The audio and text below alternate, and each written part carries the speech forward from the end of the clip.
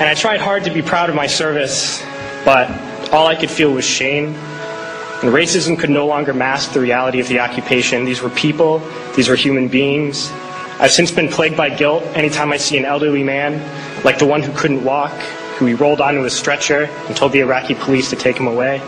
I feel guilt anytime I see a mother with her children, like the one who cried hysterically and screamed that we are worse than Saddam as we forced her from her home.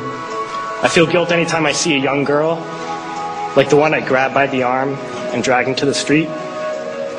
We were told we were fighting terrorists. The real terrorist was me, and the real terrorism is this occupation. Racism within the military has long been an important tool to justify the destruction and occupation of another country. It has long been used to justify the killing, subjugation, and torture of another people. Racism is a vital weapon employed by this government. It is a more important weapon than a rifle, a tank, a bomber, or a battleship. It is more destructive than an artillery shell, or a bunker buster, or a Tomahawk missile.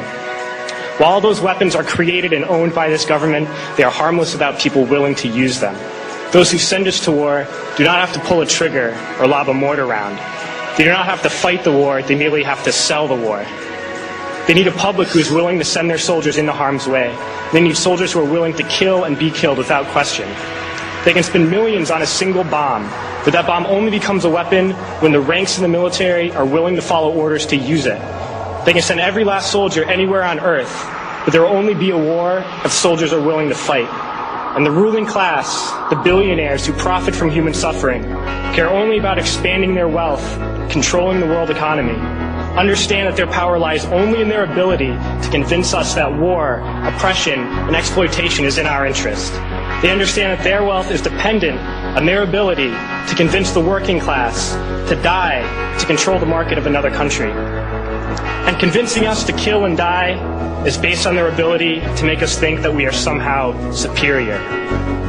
Soldiers, sailors, Marines, airmen have nothing to gain from this occupation. The vast majority of people living in the U.S. have nothing to gain from this occupation. In fact, not only do we have nothing to gain, but we suffer more because of it. We lose limbs, endure trauma, and give our lives.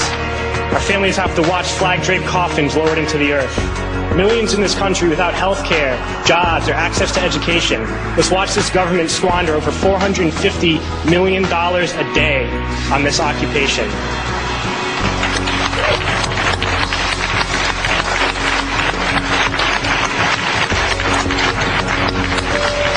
Poor and working people in this country are sent to kill poor and working people in another country to make the rich richer.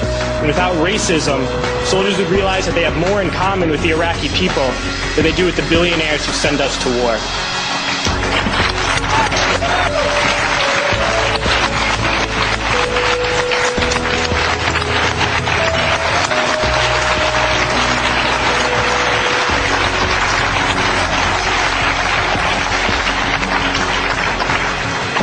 I threw families onto the street in Iraq, only to come home and find families thrown onto the street in this country, in this tragic and unnecessary foreclosure crisis.